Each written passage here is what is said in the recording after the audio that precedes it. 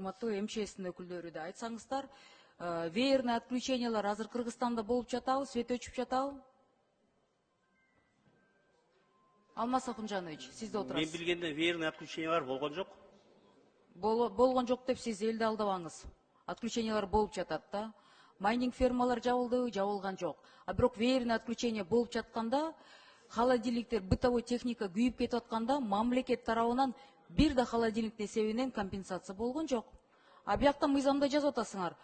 Таштандыларды, жанакы бытовой отходдорду, ошолор менен жол жээгинде жылынабы, жада калса үйүн ичинде ошолорду эметеби, экологияга зыян тиет деп мүмкүн ошого тактап атасыңар. Ошолордун баарын штраф салабыз деп. Штрафтарыңар деген 5000ден 1 миллионго чейин. Биз аман калабызбы? Бизнестин жарымы камалып отурат.